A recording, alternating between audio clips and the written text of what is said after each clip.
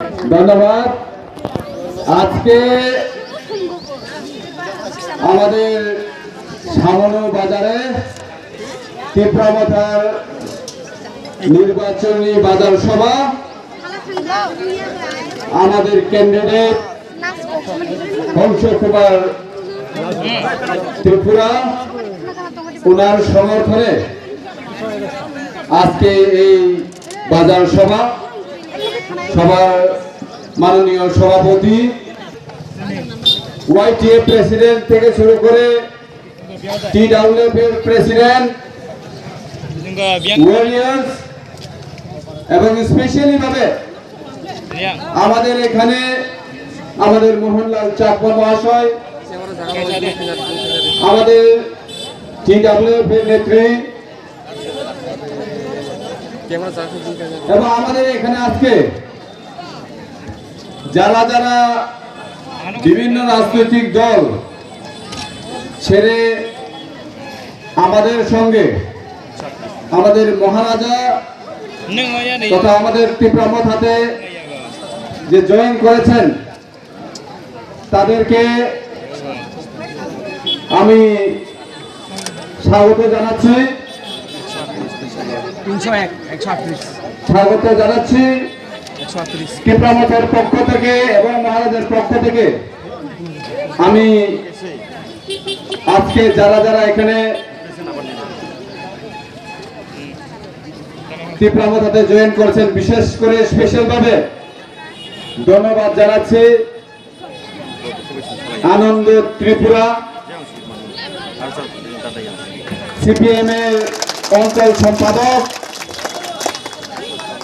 তথা এই সামনো ব্লকের 15 বছর ব্লক অ্যাডভাইজারি কমিটির চেয়ারম্যান ছিলেন।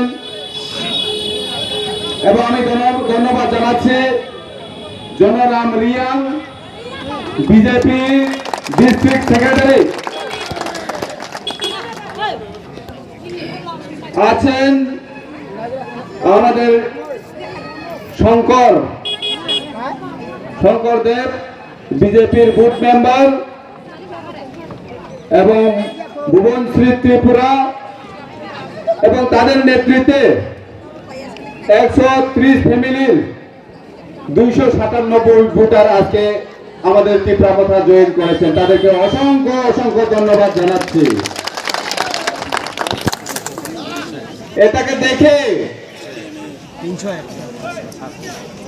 এটা দেখে আমি তো আর বলার কিছুই নাই আমি মনে করি, কারণ আজকে এই জয়নিং প্রোগ্রামের মাধ্যমে আপনারা যারা আমার কথাগুলি শুনছেন,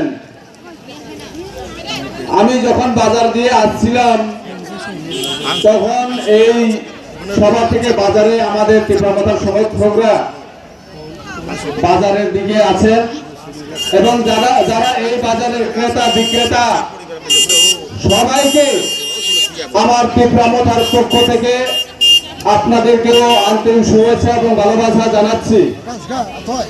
কারণ আগামী 12 তারিখ এপ্রিল যে এডিসির সাধারণ নির্বাচন হতে যাচ্ছে, সেই নির্বাচনে আমাদের প্রার্থী হংস কুমার ত্রিপুরাকে এই আনারস চিহ্নে ভোট দিয়ে আপনারা জয়যুক্ত করবেন, আমরা সবাই জানি।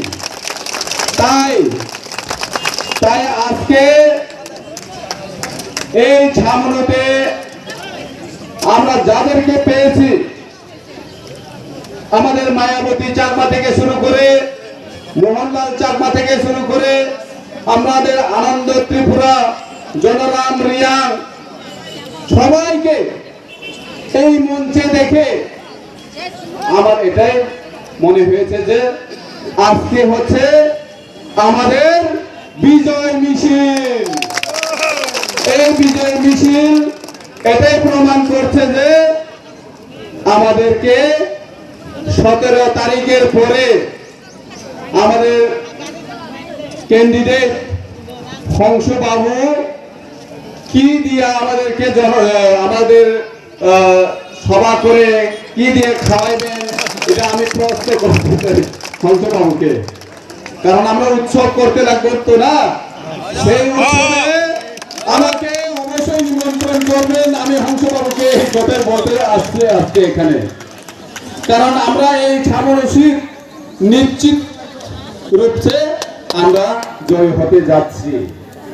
কারণ আমাদের লিডার, আমাদের আনন্দ ত্রিপুরার মতো, জনারাম রিয়াংয়ের মতো, আমাদের মোহনলাল চাকমার মতো, আমাদের মায়াবতী চাকমাদের মতো লিডার এই ছামনুতে আমাদের ত্রিপুরা মাথাতে জয়েন করে ওরা হংস কুমার ত্রিপুরাকে জিতিয়ে মহারাজের যে দায়িত্ব, মহারাজের যে আশা আকাঙ্ক্ষা, এই ত্রিপুরা রাজ্যের ত্রিপুরাসাদেরকে বাঁচানোর জন্য যে লড়াই, এটা আরো শক্ত হতে যাচ্ছে।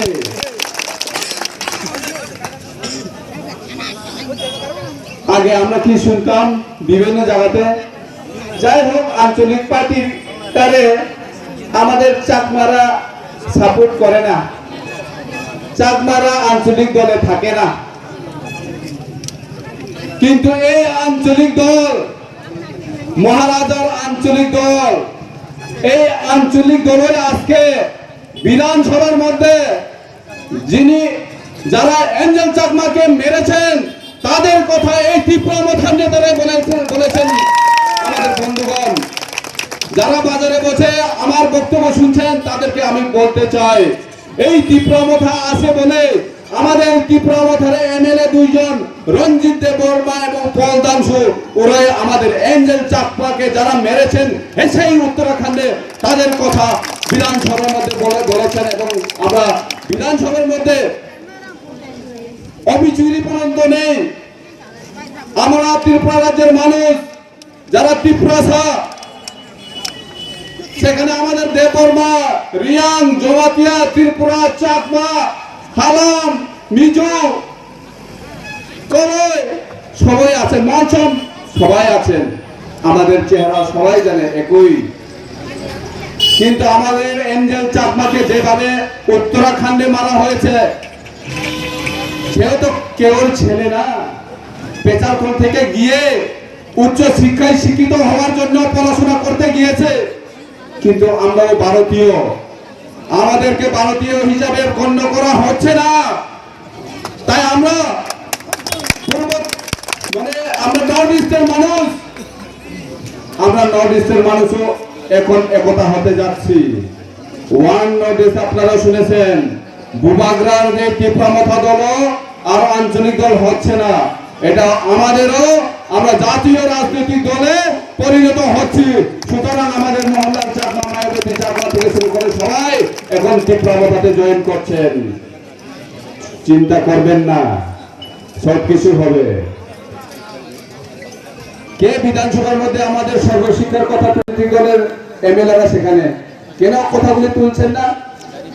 কেন আমাদের এঞ্জেল চাকমাকে কে মারা হয়েছে, মার্ডার করা হয়েছে, সেটা কেন বিধানসভার মধ্যে অন্যান্য রাজনৈতিক দলের এমএলএরা কথা তুলছেন না? কেন শুধু ত্রিপুরা মথার এমএলএরাই তুলবেন? কারণ ত্রিপুরা মথা বুবাগ্রার দল, এই বুবাগ্রার দল সবাইকে নিয়ে যারা যাদেরকে এভাবে হয়রানি করছেন তাদের জন্য আমাদের বুবাগ্রা দাঁড়িয়েছেন। তাই আমরা আজকে সারা ত্রিপুরা রাজ্যে যে এডিসি ইলেকশন হতে যাচ্ছে, সেটাও বুবাগ্রার কৃতিত্ব। কেন কৃতিত্ব বলছি? কারণ সেই 2016 সাল থেকে বিসি ইলেকশন আজ অবধি করা হয়নি। আমাদের বুবাগ্রা, আমাদের মহারাজা হাইকোর্টে কেস করেছে।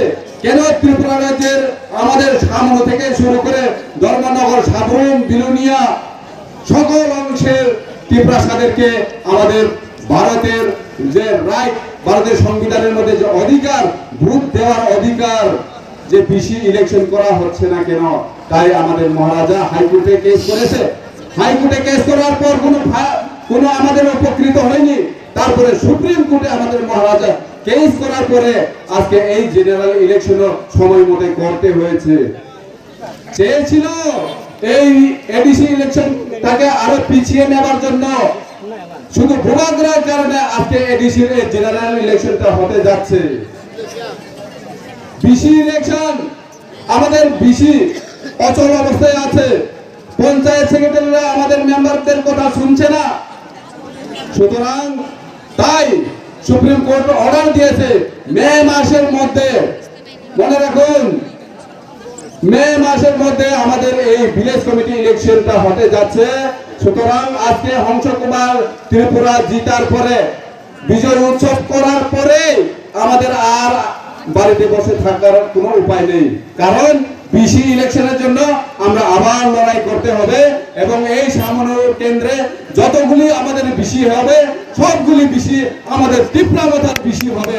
সুতরাং প্রত্যেক বিসির আমাদের লিডাররা সজাগ থাকতে হবে কিভাবে আমরা আগামী দিনে প্রত্যেক বিসিটা আমাদের হাতে রেখে এই এলাকার মানুষের বিভিন্ন সমস্যাগুলি সমাধান করা যায়, তার জন্য আমরা কাজ করব। এবং হংস বাবু আজকে যে কথা এখানে উল্লেখ করে বলেছেন, আমাদের শম্ভুলালকে যেভাবে উনি কথা বলেছেন সেটা ঠিকই আছে।